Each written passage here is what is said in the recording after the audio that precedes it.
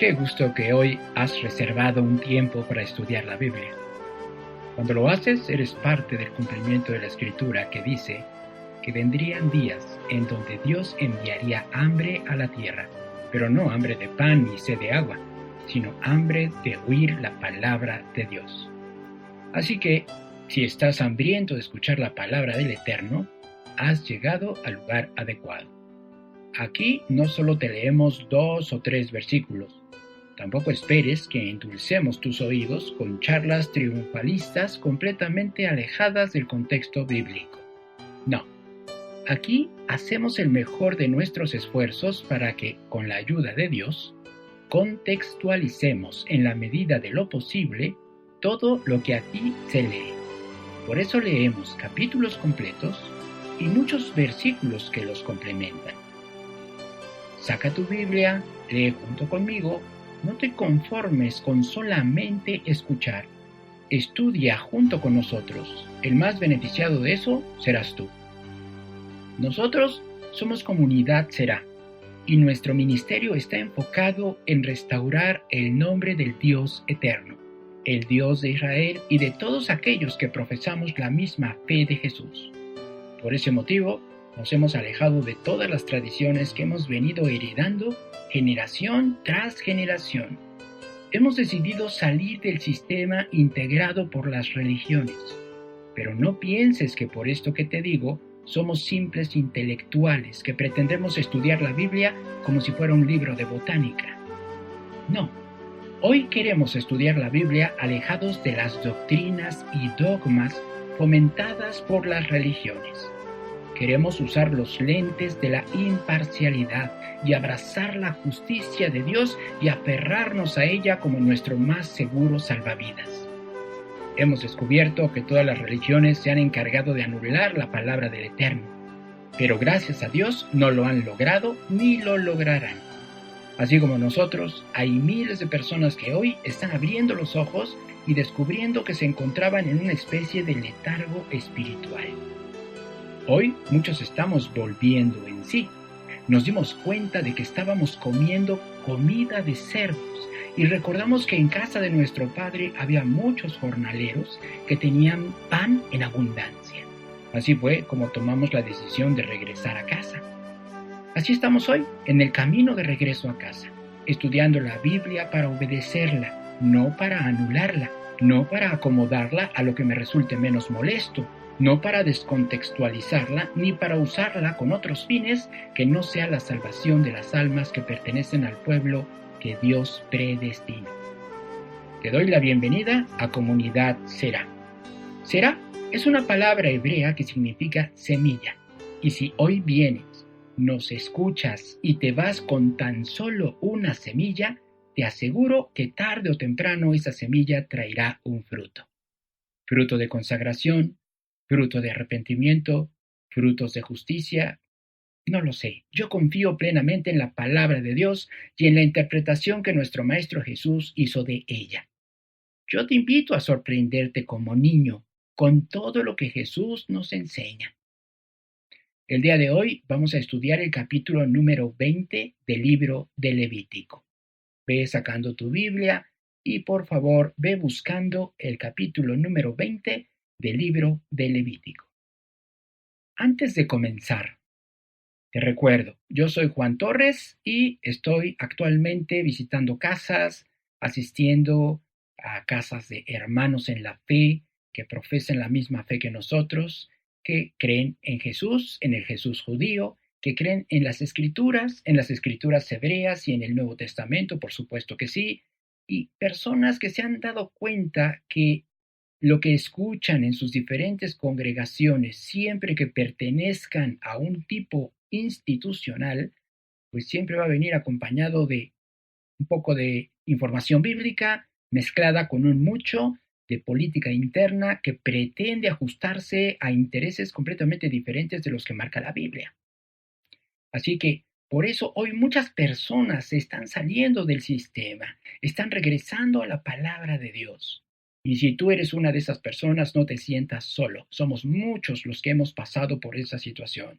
Somos muchos los que descubrimos que en las congregaciones que están integradas por las religiones de hoy, se habla de todo, menos de lo que realmente es el plan de Dios y la palabra de Dios. Así es que no te sientas solo, toma la decisión, salte del sistema, regresa a la Biblia y aquí estamos, somos nosotros, no estamos solos, hay un montón de gente que está haciendo lo mismo que nosotros. Y bueno, si tú quieres que yo te visite a tu casa, con todo gusto lo voy a hacer. Me daría mucho gusto conocerte, mucho gusto hablar acerca de tu experiencia, acerca de la palabra de Dios. En fin, grabamos un estudio, estamos contigo y bueno, Dios sabrá después por dónde nos conducirá. El punto aquí es que si tú estás interesado en recibir una visita de parte mía y de mi familia, que solamente iríamos 4 personas, mi esposa y mis 2 hijos, pues yo con todo gusto asistiría al lugar que tú me indiques, siempre que me mandes un correo electrónico y lo platiquemos y lo acordemos y lo coordinemos. Mi correo electrónico es juan.torres@comunidadserá. Se escribe todo con minúsculas, sin espacios, será se escribe con Z, .in de internacional. Te lo repito, juan.torres@comunidadserá.in. Bien, bueno, ahora sí. Y por favor, considera que vivimos nosotros en el área metropolitana, así es que esta invitación es únicamente para las personas que viven en México o en el área metropolitana de la Ciudad de México. Así es que por favor siéntete en la libertad de contactarme, ya te di mi correo electrónico y con todo gusto, si tú tienes la iniciativa de contactarme, por supuesto que yo te voy a responder y nos coordinamos y en fin. Ok, vamos a estudiar, pero antes de estudiar vamos a orar. Te pido de favor que me acompañes en una oración. Cierra tus ojos, inclina tu rostro y vamos a dirigirnos al Dios eterno. Bendito eres tú, Señor, nuestro Dios, Rey del universo, que nos santificas con tus mandamientos y que nos has ordenado meditar en tu palabra de día y de noche. Aquí estamos hoy, Señor, otra vez, a punto de abrir tu santo libro. El día de hoy corresponde el turno al capítulo número 20 del libro de Levítico. Yo no sé, Señor, qué tantas personas estén escuchando este estudio. Tú sí lo sabes. Yo no conozco, en la gran mayoría de los casos, yo no conozco a las personas que hoy, quizá desde su teléfono celular, quizá desde su computadora, quizá camino a casa, de regreso, quizás dentro de su casa, no lo sé en qué condiciones estén, quizás en necesidad, quizás en desesperación, quizás no lo sé, Padre, tú sí lo sabes. Así es que si el día de hoy, Señor, tú quieres hacer llegar un mensaje a alguna de las personas que hoy nos están escuchando, yo te ruego, Padre, que utilices este estudio, que prepares el corazón de la persona, pero sobre todo que abra sus oídos, mi Señor, para que se convierta en una tierra fértil sobre la cual la semilla que hoy se va a plantar, llegue el momento en que germine y que dé un fruto al 100, al 60 y al 30 por uno. La disposición para hacer el mejor esfuerzo, para explicar con claridad lo que está escrito en tu libro, tú sabes que la tenemos, pero también, Señor, sabes que no podemos hacerlo si es que tú no estás con nosotros. Sé con nosotros, bendito Señor, sé con nosotros, Padre Celestial, para que esto cumpla el objetivo para lo cual tú permitiste que se hiciera. Tú sabes, mi Señor, que aquí no hay ningún sabio, que aquí no hay ninguna persona que provenga de alguna institución rimbombante. No, Señor. Simplemente somos personas que como niños nos hemos acercado al Maestro y hemos puesto mucha atención en cada una de sus palabras. Y hoy queremos retransmitir lo que hemos entendido de parte de nuestro Maestro hacia todas aquellas personas que están dispuestas a descubrir al Jesús judío, al Jesús de las Escrituras, al Mesías. Así pues, mi Señor, yo pido que estés con nosotros, te lo ruego, Padre, en el nombre de tu bendito Hijo, Jesús de Nazaret, cuyo nombre hebreo original, el auténtico, es Yeshua HaMashiach. Amén. Ok, vamos entonces, por favor, al libro de Levítico, capítulo número 20. Levítico, capítulo número 20. Y vamos a partir, por supuesto, del versículo número 1. Dice, habló el Eterno a Moisés diciendo. Bueno, este capítulo se enfoca en asociar las consecuencias de las transgresiones a mandamientos que ya han sido descritos en capítulos anteriores. En otras palabras, este capítulo trata de los castigos a la desobediencia de los mandamientos que ya fueron mencionados anteriormente. Así es que, bueno, ni modo, ha llegado la hora de hablar acerca de los castigos. Yo muchas veces he escuchado personas que dicen, personas por supuesto que no tienen mucho acercamiento a la Biblia. Hoy en día estas personas se generan una imagen acerca de Dios, un Dios de papel prácticamente, o quizás un Dios de caricatura, porque ellos dicen Dios es amor y piensan que porque Dios es amor, todo se les va a perdonar. Pero la Biblia dice que bajo ninguna circunstancia tendrá por inocente al culpable. Entonces estas personas que piensan que Dios simplemente y completamente y totalmente es amor, pues tienen una verdad a medias, porque ciertamente Dios es completamente amor, pero un amor bien diferente a la cursilería de amor que se maneja en la actualidad. El amor de Dios es un amor que protege, es un amor que instruye, es un amor que forma, es un amor que te da, que propicia tu crecimiento, y muchas veces ese crecimiento no es del todo cómodo. Muchas veces ese crecimiento llega solamente como resultado del quebrantamiento. Ese crecimiento muchas veces llega como resultado de haber experimentado una experiencia difícil, complicada. Así es que Dios es amor, sí, pero también la Biblia dice que al que ama, lo castiga. Entonces, no pienses que por el hecho de que Dios es 100% amor, se olvida de su atributo de justicia y que también se olvida de castigar, porque incluso aquí acabo de decir que se van a mencionar los castigos a los cuales las personas que transgreden estos mandamientos que ya Él ha venido dando a través de los capítulos que hemos venido leyendo. Y bueno, vamos a ver cuáles son esos castigos. Si tú no has tenido oportunidad de escuchar nuestros audios, yo te sugiero, sería bueno. Tenemos audios grabados a partir de la entrega de los 10 mandamientos. Creo yo que te haría muy bien escuchar audio tras audio, tras audio, tras audio, para que te hagas una idea de qué es lo que no debemos de hacer y qué es aquello que sí debemos de hacer. Bueno, ya que entonces aclaré que este capítulo se va a concentrar en los castigos, pues vamos a poner mucha atención. Versículo 2. Dirás asimismo a los hijos de Israel, cualquier varón de los hijos de Israel o de los extranjeros que moran en Israel, que ofreciere alguno de sus hijos a Moloc, de seguro morirá. El pueblo de la tierra lo apedreará. Cuando estudiamos el capítulo 18, que habló de relaciones prohibidas, ya nos habíamos encontrado con esta prohibición de ofrecer los hijos a Moloc. Pero en ese capítulo no se mencionó la pena a la que se hacía acreedor el que desobedeciera ese mandamiento. Aquí se menciona que debía ser apedreado hasta ser muerto. Así es que aquel que ofrecía sus hijos a Moloc tenía que morir apedreado. Recordemos que Moloc era un dios pagano. Así es que este Moloc lo podemos tomar como un representante de la idolatría. Versículo 3.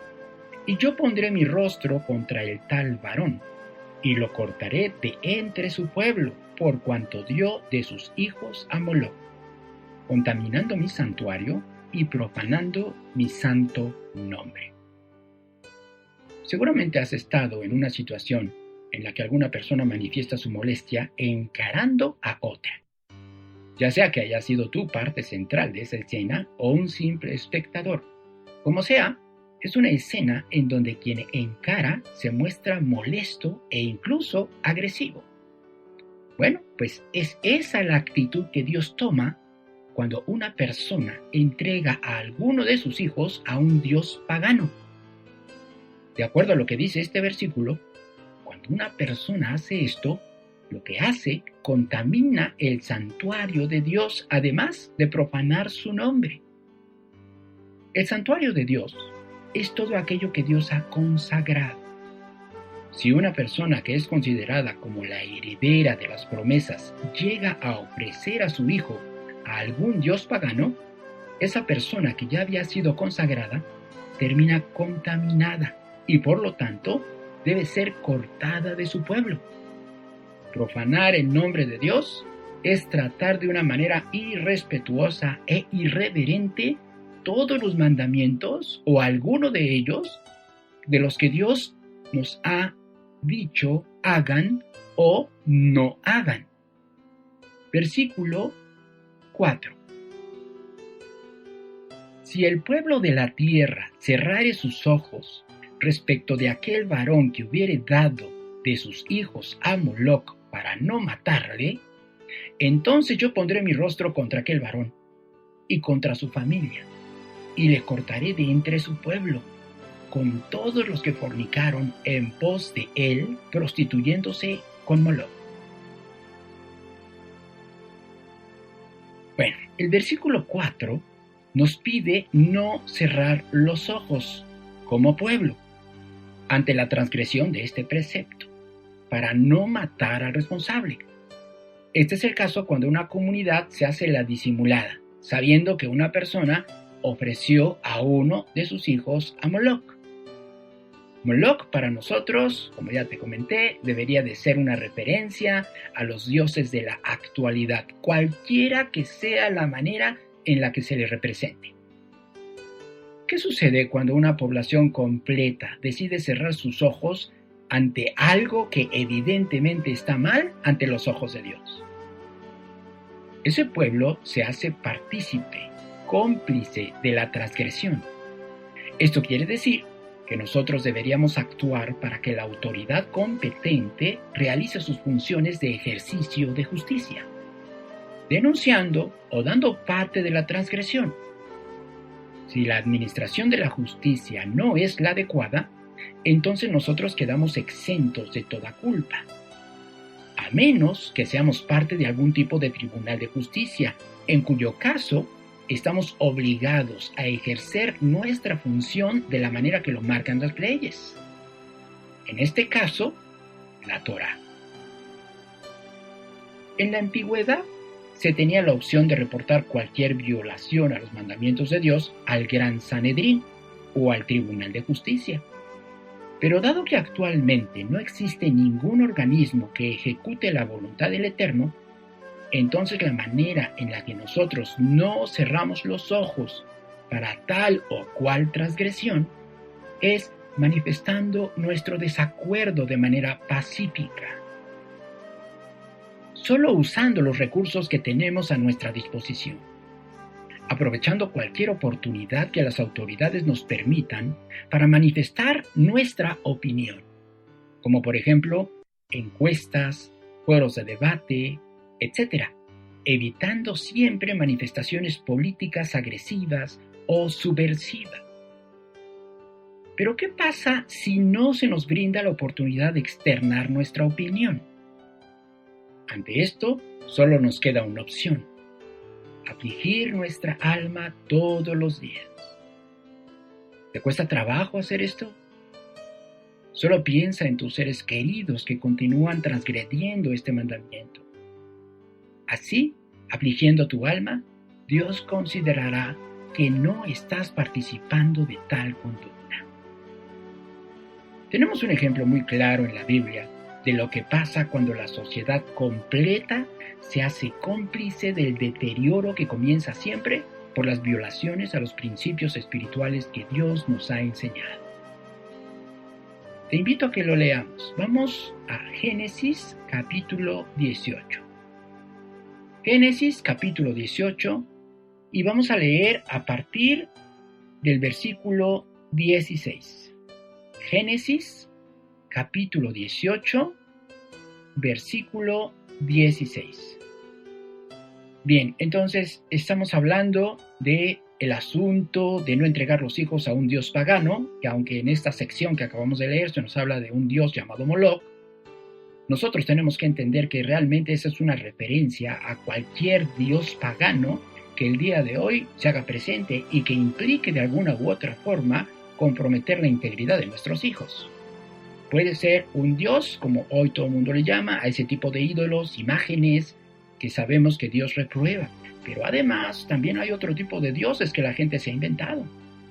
El dios del dinero, el dios de la prosperidad, el dios del placer, a cambio del cual muchas veces hijos son sacrificados. Muchas veces las personas, incluso por no distraerse de sus placeres, prefieren poner a los hijos frente al televisor y que sea el televisor el que los eduque. Tú estás entregando ahí a tu hijo, se lo estás entregando al Dios del placer, porque tú prefieres mejor darle rienda suelta a tus placeres, dedicando tu tiempo para otra cosa, menos para dar una instrucción adecuada y una guía adecuada a tus hijos. Así que Dios también lanza una advertencia para aquellos que se hacen de la vista gorda, aquellos que colaboran, ya sea de una manera activa o de una manera pasiva, a que las cosas sigan deteriorándose. Por eso vamos a leer ahorita el Génesis capítulo 18 y vamos a comenzar a partir del versículo 16. Vamos a leer hasta el versículo número 33. Dice de la siguiente forma. Bueno, antes de leer el versículo 16 te voy a dar el contexto. En este capítulo se narra el encuentro de Abraham con 3 varones a los que se hace referencia como el Eterno. En el siguiente capítulo se aclara que estos 3 varones eran en realidad 3 ángeles. De cualquier manera, lo interesante es que la Biblia, en este capítulo, llama tanto a los 3 ángeles como a uno solo de ellos como el Eterno. Esto es algo que sucede frecuentemente en la Biblia. Cuando se narra algún pasaje en donde se dice que es Dios quien está hablando, terminamos siempre por darnos cuenta que es un ángel quien está siendo el portador del mensaje del Eterno. El caso es que Abraham tuvo este encuentro con 3 ángeles en un lugar llamado Hebrón, específicamente en una planicie propiedad de Mamre. Ya en otra ocasión estudiaremos quién era Mamre. Después que Abraham recibiera y atendiera con alimentos a los varones, Dios le dio la noticia de que Sara tendría un hijo 1 año después de este evento. Es así como llegamos a este versículo 16.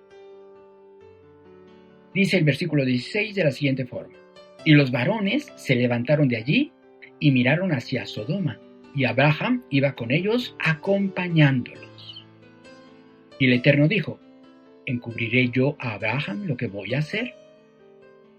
A partir de este versículo comienza una especie de monólogo de Dios. Él se pregunta: ¿encubriré yo a Abraham lo que voy a hacer? Habiendo de ser Abraham una nación grande y fuerte, habiendo de ser benditas en él todas las naciones de la tierra.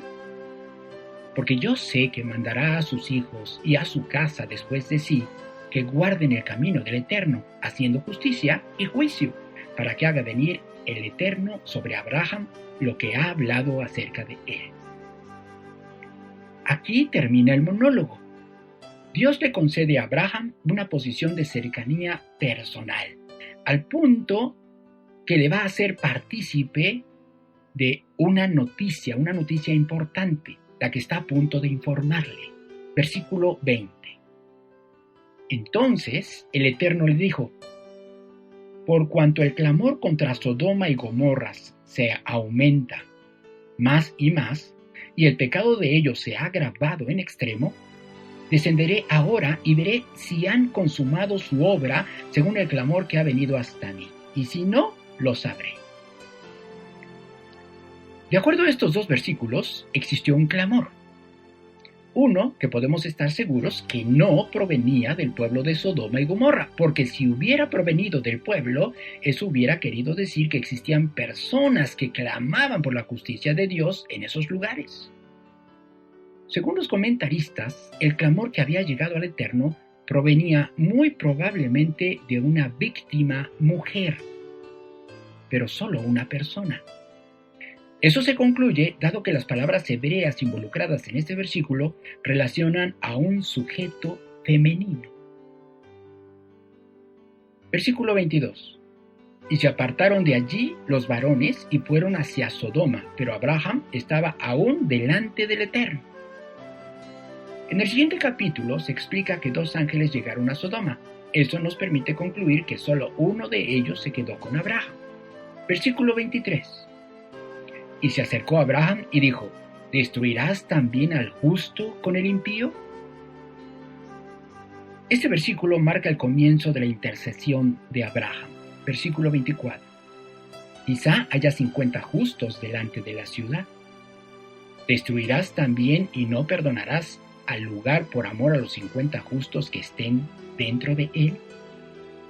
Lejos de ti el hacer tal, que hagas morir al justo junto con el impío, y que sea el justo tratado como el impío, nunca tal hagas. ¿El juez de toda la tierra no ha de hacer lo que es justo? Entonces respondió el Eterno: si hallare en Sodoma 50 justos dentro de la ciudad, perdonaré a todo este lugar por amor a ellos. Esta es una buena noticia para nosotros. Mientras existan al menos 50 personas empeñadas en buscar la justicia de Dios, a los que estos versículos llaman justos, entonces Dios perdonaría incluso a una ciudad completa. Sin embargo, antes de sentirnos muy seguros y echar fanfarrias, tendríamos que entender el significado de la palabra justo que se maneja en estos versículos. Porque hoy en día es muy fácil que cualquiera se crea muy justo. La palabra hebrea para justo es la palabra sadik. Cuando nosotros escuchamos la palabra justo, generalmente la asociamos a la palabra bueno. ¿Será que ser justo es ser bueno? Aun cuando así fuera, la palabra bueno no nos aporta una acción concreta, es más un concepto abstracto separado de acciones. Por eso es necesario que rescatemos el significado concreto de la palabra hebrea sadik. Para entender el significado de sadik, es necesario que la comparemos con su contraparte. La palabra hebrea rasha es normalmente traducida como malvado. Así, cuando analizamos la palabra hebrea rasha a través del hebreo antiguo, descubrimos que su significado concreto es apartarse del camino y perderse. Por lo tanto, podemos concluir que la palabra hebrea sadik significa mantenerse en el camino. Por otro lado, Jesús se identificó como el camino, ya que Jesús nació y vivió como judío. Cuando Él se identifica como el camino, también quiere aportarnos un significado concreto en esa declaración. Recuerda que la Biblia fue escrita por hebreos y la mentalidad hebrea siempre asocia acciones concretas con cada una de sus palabras.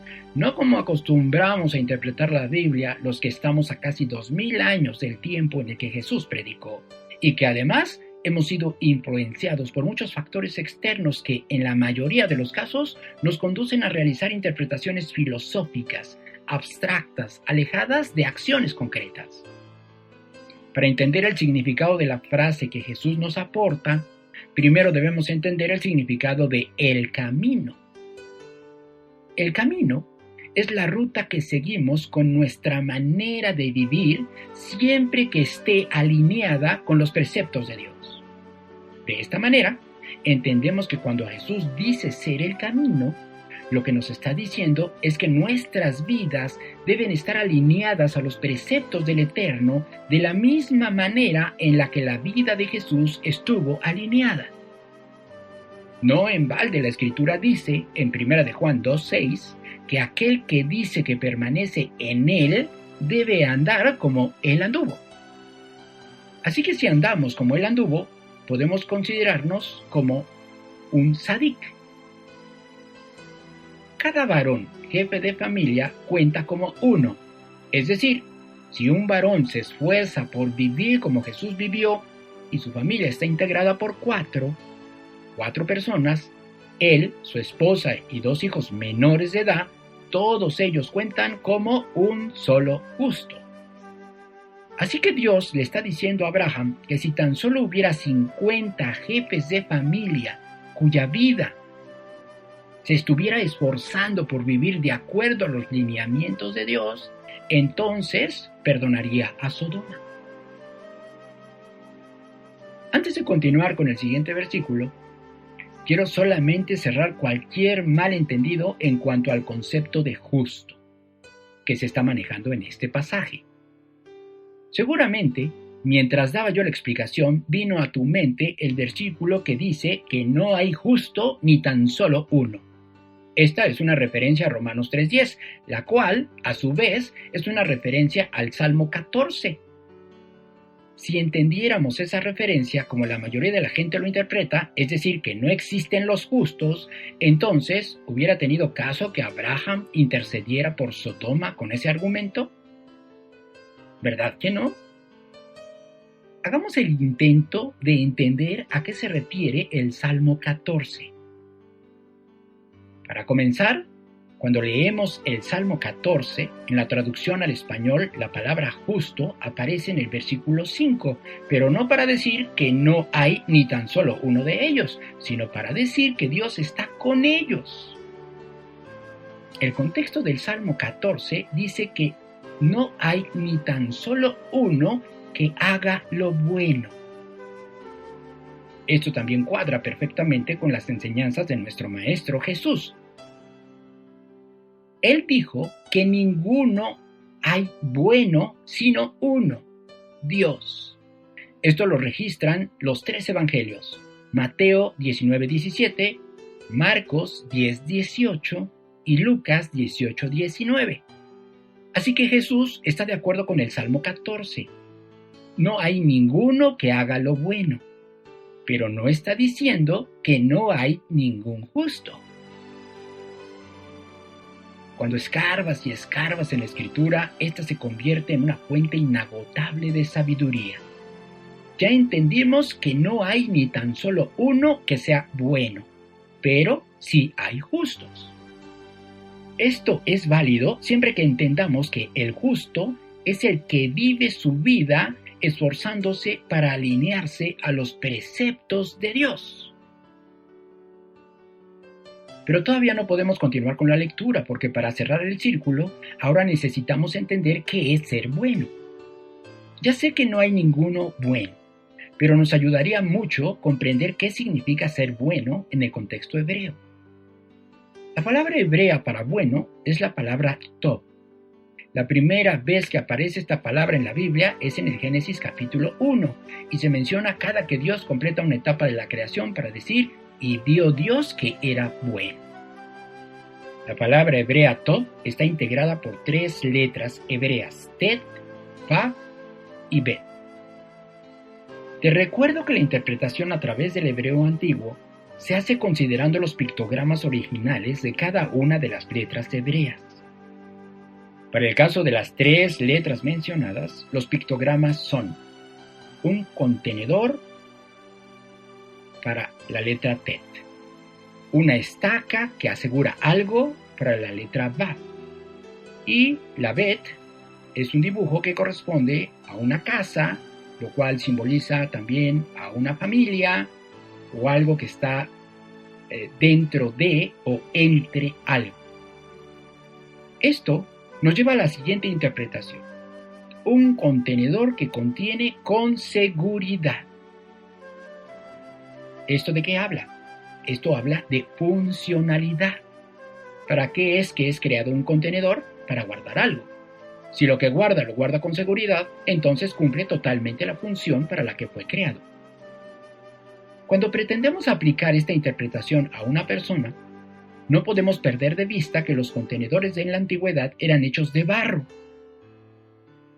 Así que una persona buena, que también está hecha de barro, es ese recipiente que cumple totalmente con la función para la cual fue creado.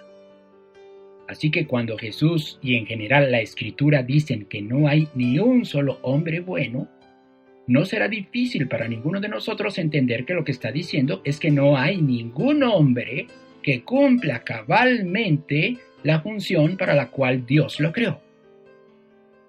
Por supuesto que solo Jesús. Pero entonces, ¿por qué Jesús rechazó ese adjetivo cuando un hombre le llamó maestro bueno? Simple, en ese momento Jesús todavía no completaba la función para la cual fue creado. ¿Cuál función? Salvar a su pueblo de sus pecados. Todavía no llevaba a cabo el acto redentor que se cumpliría en la cruz. Ahora sí, ya todo ha quedado claro. Ya no nos estorba nada para continuar con nuestra lectura de Génesis 18. Pero recuerda que el ancla de nuestro estudio está en el capítulo 20 del libro de Levítico. Bueno, vamos a continuar leyendo Génesis, versículo 27. Y Abraham replicó y dijo: He aquí ahora que he comenzado a hablar a mi Señor, aunque soy polvo y ceniza. Antes de continuar con la intercesión, Abraham deja claro que no está en una posición de exigencia. No pretende darle instrucciones al Todopoderoso, ni lo considera como si fuera el genio de la lámpara que está para obedecerle, cosa que hoy muy frecuentemente se hace con oraciones altaneras y pretenciosas. Abraham guarda una gran reverencia y respeto por el Eterno, además de estar muy consciente de su posición. Las palabras de Abraham muestran una gran humildad. Si mismo Abraham se considera polvo y ceniza, ¿cómo crees tú que deberíamos considerarnos nosotros?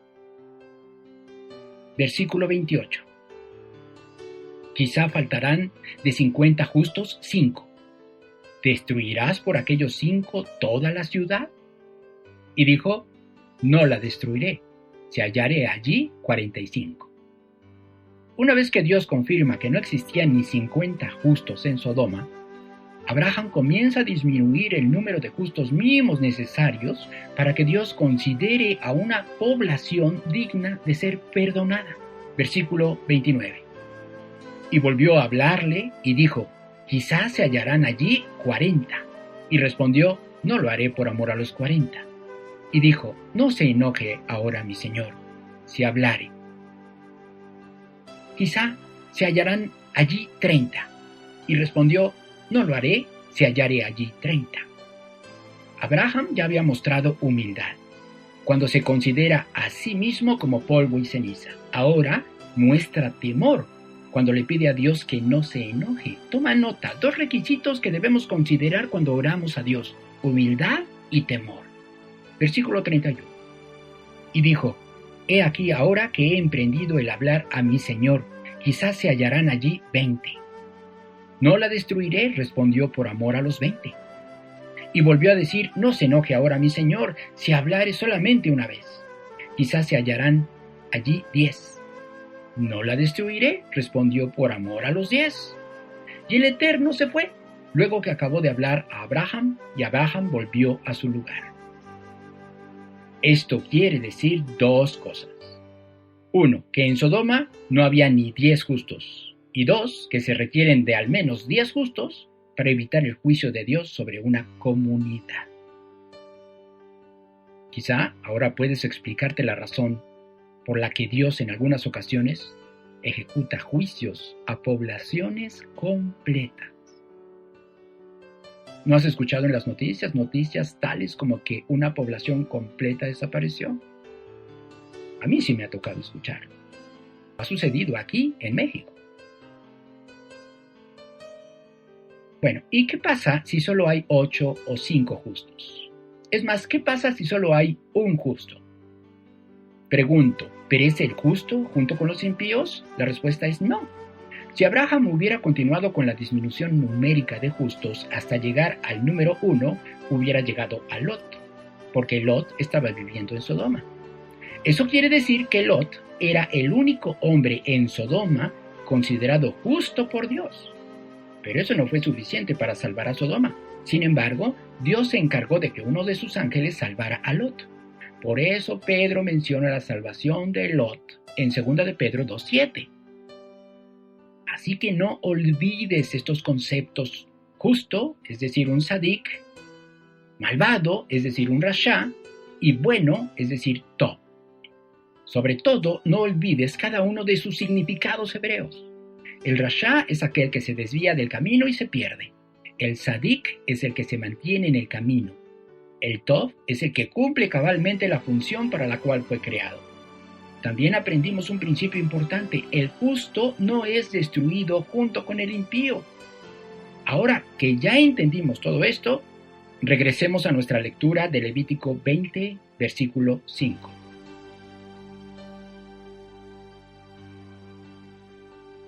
Para volvernos a situar en el contexto del Levítico, te recuerdo que el versículo 4 nos pide no cerrar los ojos como pueblo a la transgresión del precepto de no entregar nuestros hijos a Moloc. Eso fue lo que nos llevó a Génesis 18 para descubrir lo que puede suceder si es que no hacemos caso de la advertencia que aquí se menciona.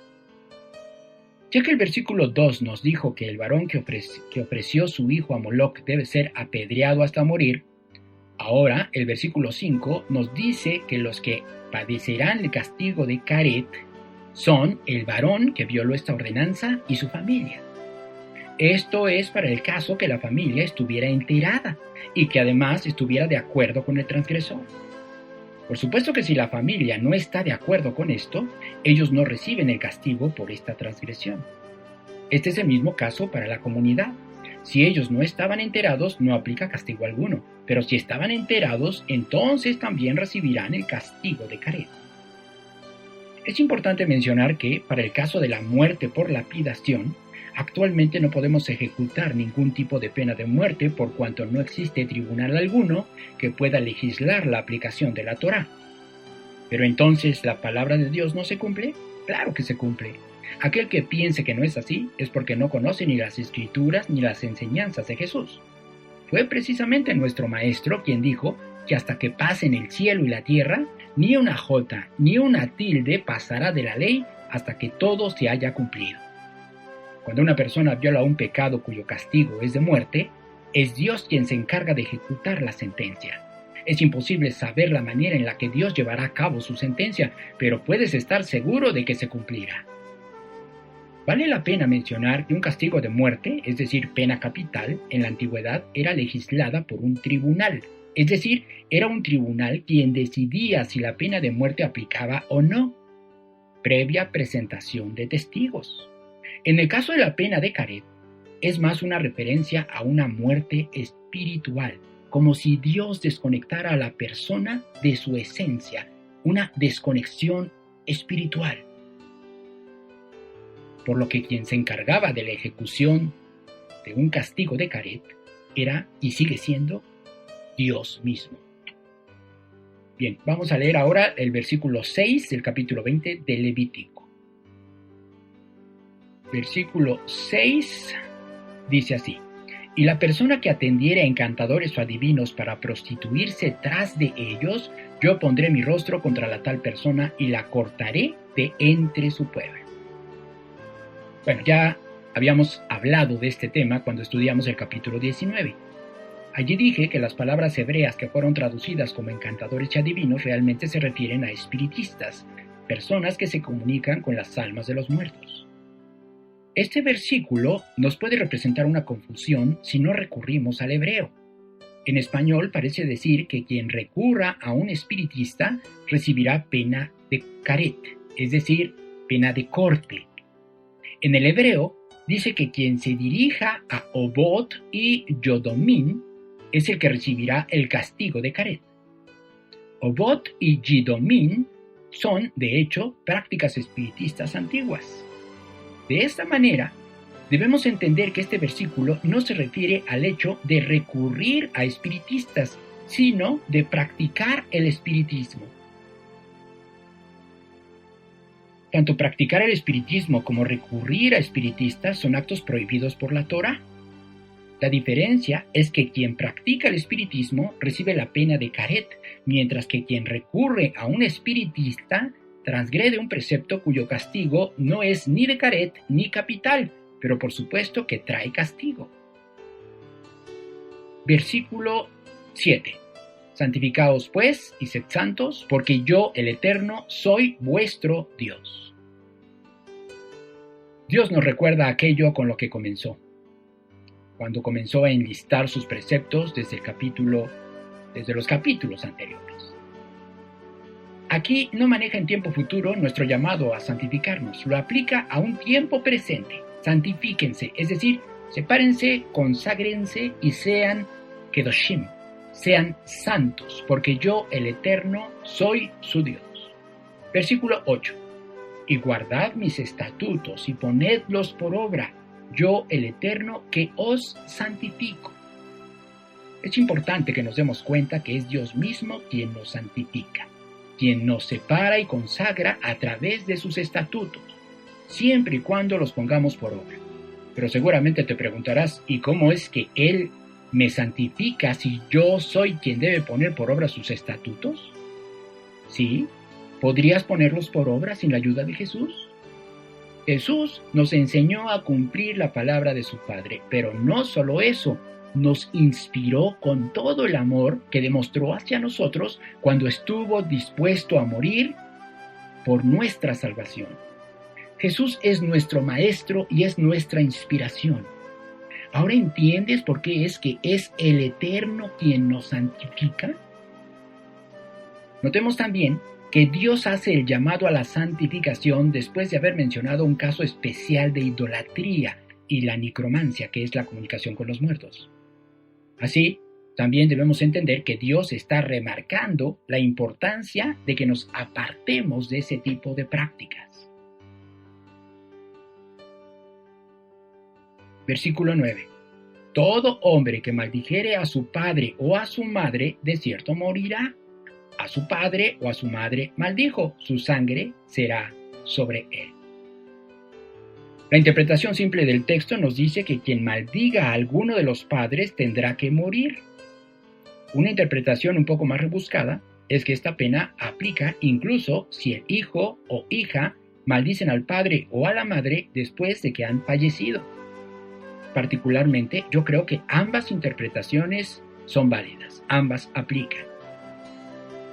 La expresión "su sangre será sobre él" nos dice que la muerte debe ser por lapidación. ¿Cómo podemos saber que esto es cierto? Cuando leemos el versículo 27 de este mismo capítulo, nos encontramos con la misma frase, con la diferencia de que se aplica a un grupo de personas. Allí dice, su sangre será sobre ellos, y el versículo inmediatamente después explica que deben ser apedreados. De esta manera, cuando encontremos en la Torá la frase, su sangre será sobre él o su sangre será sobre ellos, es una referencia a muerte por lapidación. Por otro lado, su sangre está sobre su cabeza es una frase que identifica al culpable de la muerte de tal o cual persona. A nosotros se nos ha pedido amonestar al impío para que se dé cuenta de su mal camino. De lo contrario, Dios demandará de nuestra mano su sangre. Estas son referencias a Ezequiel 3:18 y Ezequiel 33:8. Bueno, antes de leer el versículo 10, quiero decirte que a partir del versículo 10 y los siguientes 11 versículos allí se van a enlistar los castigos para las transgresiones de tipo sexual. Vamos a leer el versículo 10. Dice, si un hombre cometiere adulterio con la mujer de su prójimo, el adúltero y la adúltera indefectiblemente serán muertos. Ya se nos había indicado la prohibición de cometer adulterio desde que Dios entregó las tablas de los 10 mandamientos. No cometer adulterio es el séptimo de ellos. Ahora se nos indica que el castigo por violar este mandamiento es de muerte, es decir, pena capital. Notemos que se dice que tanto el adúltero como la adúltera deberán morir, pero no se especifica la manera en la que debía de hacerse. Los comentaristas judíos opinan que cuando la Torá no especifica la manera en la que una persona debe ser muerta, el método usado debe ser por estrangulación. Sin embargo, esto contrasta con una escena que se encuentra en el Nuevo Testamento, específicamente en Juan 8, versículos del 1 al 11. En ese pasaje se menciona la lapidación como método de castigo para una mujer adúltera. De esta manera, debemos entender que cuando la Torá no menciona la manera en la que las personas transgresoras deben ser ejecutadas, se debe considerar por lapidación. Versículo 11. Cualquiera que yaciere con la mujer de su padre, la desnudez de su padre descubrió. Ambos han de ser muertos, su sangre será sobre ellos. Recordemos que descubrir la desnudez de tu padre es una figura de dicción para referirse a tener relaciones sexuales con la esposa de tu padre, algo que, por supuesto, que estaba prohibido. Ambos debían de ser muertos apedreados. Versículo 12. Si alguno durmiere con su nuera, ambos han de morir. Cometieron grave perversión, su sangre será sobre ellos.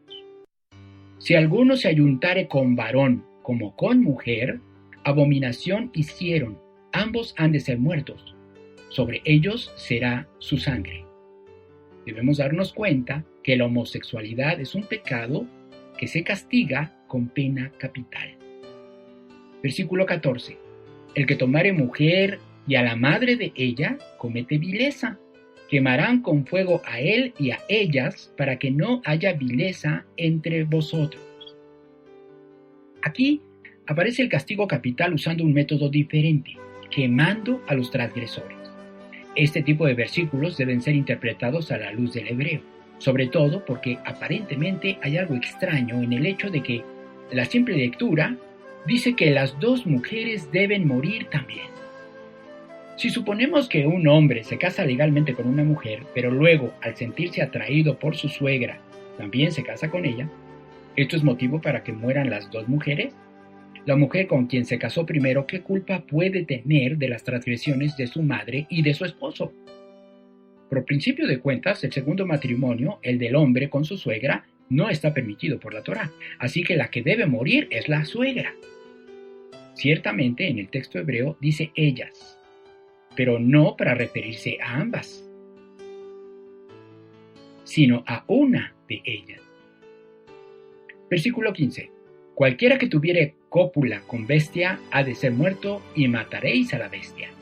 Y si una mujer se llegare a algún animal para ayuntarse con él, a la mujer y al animal matarás, morirán indefectiblemente, su sangre será sobre ellos. Ante el pecado de zoofilia, deben ser muertos tanto los animales como las personas involucradas en tal acto. Versículo 17. Si alguno tomare a su hermana, hija de su padre o hija de su madre, y viere su desnudez, y ella viere la suya, es cosa execrable. Por tanto, serán muertos a ojos de los hijos de su pueblo. Descubrió la desnudez de su hermana, su pecado llevará. Cualquiera que durmiere con mujer menstruosa y descubriere su desnudez, su fuente descubrió, y ella descubrió la fuente de su sangre. Ambos serán cortados de entre su pueblo. Aquí ya no se menciona el castigo capital, sino el castigo de caret. Recuerda que caret significa que la persona es cortada de su pueblo, es desconectada de su esencia, es una muerte espiritual. ¿Qué crees tú que sea peor? ¿La pena capital o de caret? Te dejo eso para meditar. Versículo 19. La desnudez de la hermana de tu madre o de la hermana de tu padre no descubrirás, porque al descubrir la desnudez de su parienta, su iniquidad llevarán. Llevará su iniquidad es el castigo, es decir, que sería considerado por todos como una persona malvada. Versículo 20. Cualquiera que durmiera con la mujer del hermano de su padre, la desnudez del hermano de su padre descubrió, su pecado llevarán, morirán sin hijos. El castigo para este tipo de transgresión es 0 descendencia. Versículo 21. Y el que tomare la mujer de su hermano comete inmundicia. La desnudez de su hermano descubrió, sin hijos serán. Igualmente, aquí también nos encontramos con el caso de que el castigo es que no va a haber descendencia. Versículo 22. Guardad pues todos mis estatutos y todas mis ordenanzas y ponedlos por obra, no sea que os vomite la tierra en la cual yo os introduzco para que habitéis en ella. Este versículo 22 nos está dando dos instrucciones. Nos pide primero que guardemos y luego que pongamos por obra tanto los estatutos como las ordenanzas del Eterno. La palabra hebrea que fue traducida como guardar fue la palabra shamar, la cual tiene un significado como redil. Un redil es un lugar en donde se resguarda el rebaño. Recordemos que esta instrucción se da en el desierto y por lo tanto lo que debe venir a nuestra mente es la manera en la que los pastores resguardaban su ganado en el desierto. Los pastores acostumbraban a usar arbustos espinosos para construir un corral alrededor de su rebaño. De esta manera, los depredadores se mantenían alejados y se garantizaba la integridad del rebaño. Así que cuando Dios nos pide guardar sus preceptos, lo que nos está pidiendo es que los protejamos. ¿Y cómo podemos protegerlos? Evitando su distorsión, recuperando el espíritu que existe detrás de cada uno de ellos. Así, las religiones creadas por las naciones no podrán destruirlos. En cuanto a qué es lo que Dios nos pide cuando da la instrucción de ponerlos por obra, lo que debemos entender es que debemos llevarlos a cabo, vivir actuando de la manera que nos lo indican sus estatutos y ordenanzas, no solo conformarnos con conocerlos. No basta saber que están allí en la Biblia, ni presumir que sabemos mucho de ellos, porque si solo posees la información en cuanto a los mandamientos del Eterno, pero no los llevas a cabo, entonces eso es lo que posees, solo información, no sabiduría. En cuanto a la advertencia de que la tierra vomitará a quien no guarde y lleve a cabo los mandamientos del Eterno, hay una doble aplicación. Dios le advierte en este versículo de Levítico al pueblo de Israel que la tierra a la cual los introducirá será la que los vomite en caso de no guardar y poner por obra los preceptos. En ese caso, es una referencia a la tierra de Canaán. Desafortunadamente, fue precisamente eso lo que sucedió. Solo unas décadas después de la muerte y resurrección de Jesús, todos los judíos fueron exiliados de su territorio, es decir, la tierra los vomitó. Durante casi 2000 años estuvieron en la dispersión en todo el mundo, hasta que en 1947 la ONU reconoció como legítima la pertenencia del territorio que hoy ocupan los judíos y que conocemos como el actual Israel. Ese también fue el cumplimiento de la profecía de Isaías 66, pero eso es otro tema. El caso es que la tierra vomitó al Israel del primer siglo de la tierra de Judea, y esa es la tierra que Dios les había prometido. Pero, ¿de cuál tierra nos vomitará a nosotros si no hacemos caso de este versículo? Bueno, basta con leer el Salmo 37 para darse cuenta que todos los que esperamos en el Eterno heredaremos toda la tierra, a menos que ésta nos vomite. Así que es mejor no subestimar la importancia de este versículo. Versículo 23. Y no andéis en las prácticas de las naciones, que yo echaré de delante de vosotros, porque ellos hicieron todas estas cosas y los tuve en abominación. ¿Cuáles fueron las naciones que Dios echó de delante de Israel? Amorreos, Jereseos, Cananeos, Eteos, Fereceos, Heveos y Jebuseos. Esas fueron las 7 naciones. Pues este versículo dice que estos pueblos hicieron todo lo que Dios estaba prohibiendo en este capítulo y por lo tanto Dios terminó abominando a la gente que integraba estas naciones. Dios nos libre de encontrarnos en tal situación. Versículo 24. Pero a vosotros os he dicho, vosotros poseeréis la tierra de ellos y yo os la daré para que la poseáis por heredad, tierra que fluye leche y miel. Yo, el Eterno, vuestro Dios, que os he apartado de los pueblos. Por tanto, vosotros haréis diferencia entre animal limpio e inmundo, y entre ave inmunda y limpia, y no contaminéis vuestras personas con los animales, ni con las aves, ni con nada que se arrastra sobre la tierra, los cuales os he apartado por inmundos. Habéis, pues, de serme santos, porque yo, el Eterno, soy santo, y os he apartado de los pueblos, para que seáis míos. Ya que el Eterno nos mencionó los castigos para la transgresión de los preceptos que nos protegen de hacernos parte de las naciones, una vez más, nos presenta el contraste entre lo santo y lo profano, entre lo inmundo y lo limpio. Nos enseña a hacer diferencia y a evitar profanar su nombre en medio de nosotros. La palabra clave se llama discernimiento. Si tú eres capaz de discernir entre lo santo y lo profano, cosa que hoy en día no es muy común, por mucho que se autoelijan como hijos de Dios, si tú eres capaz de discernir, entonces Dios te dice en este versículo, tú eres mío. Quien solo hace lo que quiere para satisfacer sus propios antojos y deseos y no muestra el más mínimo interés en conducirse con santidad, no puede ser considerado de Dios. Qué lejos estamos de la santidad si solo nos guiamos por nuestro instinto animal, saciando deseos animales en la medida que se nos van presentando. sin ejercer ningún tipo de dominio propio, sino siendo autodisplicentes. Nunca olvides esto. Dios continuamente nos pide que seamos santos, porque Él, nuestro Padre, es santo. Finalmente llegamos al versículo 27. Y el hombre o la mujer que evocare espíritus de muertos o se entregare a la adivinación ha de morir. Serán apedreados, su sangre será sobre él. Bueno, para cerrar el capítulo, Dios nos reitera, nos recuerda la pena de muerte para los espiritistas. Deben morir apedreados. Piensa en el contraste que Dios acaba de hacer. Oremos. Padre, te doy gracias por habernos permitido llegar al final de este estudio. Hoy sabemos que tú, el Dios de Abraham, de Isaac y de Jacob, el alto y sublime, que habitas en la eternidad, también habitas con el quebrantado y humilde de espíritu, para hacer vivir el espíritu de los humildes y para vivificar el corazón de los quebrantados. Hoy que volteamos hacia atrás y vemos la manera en la que vivimos en el pasado, nos llega la convicción para despojarnos del viejo hombre, ese que está viciado conforme a los deseos engañosos.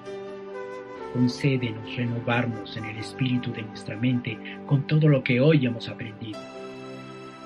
Déjanos vestirnos de un nuevo hombre, creado según la justicia y santidad de la verdad, perfeccionando la santidad en el temor hacia ti, nuestro Dios.